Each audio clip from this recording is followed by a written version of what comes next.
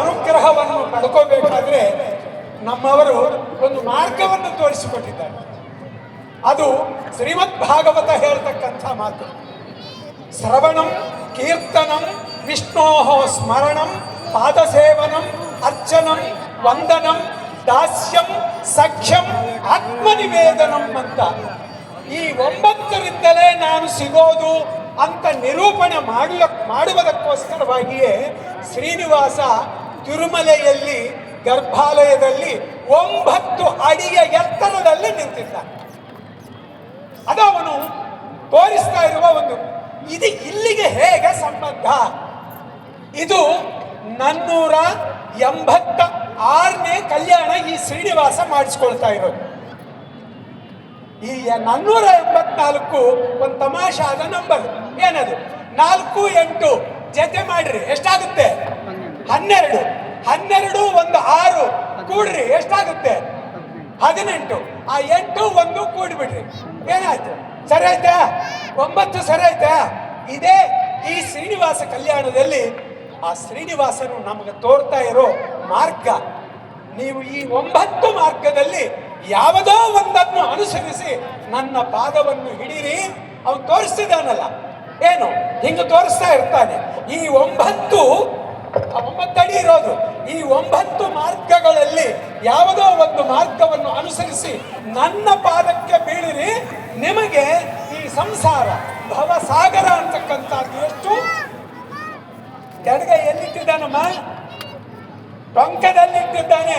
ನಿಮಗೆ ಈ ಭವಸಾಗರ ಟೊಂಕದ ಮಟ್ಟ ಮಾತ್ರ ಆಗುತ್ತದೆ.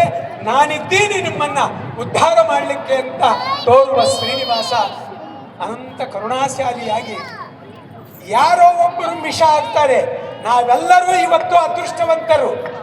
ಬೇರೆ ಬೇರೆ ಚಿಂತನೆಯಿಂದಲ್ಲ, ಇಷ್ಟೊತ್ತು ಆನಂದವಾಗಿ ಕಣ್ಣುಗಳನ್ನು ಮನಸ್ಸನ್ನು ಶ್ರೀನಿವಾಸನಿಗೆ ಅರ್ಪಿಸಿ ನೋಡಿದಿರಲ್ಲ. ನೀವೆಲ್ಲರೂ ಧನ್ಯರು. ಮಾಡಿಸಿರೋದು ಒಬ್ಬ ವ್ಯಕ್ತಿ, ಆ ವ್ಯಕ್ತಿಗೆ ಸಹಾಯ ಆಗಿರೋದು ಇನ್ನೊಬ್ಬ ವ್ಯಕ್ತಿಗಳು. ಆದರೆ ಅದೃಷ್ಟವಂತರು ಎಷ್ಟು ಮಂದಿ? ಸಾವಿರಾರು ಮಂದಿ ಅದೃಷ್ಟವಂತರು ಆಗಿದ್ದೇವೆ.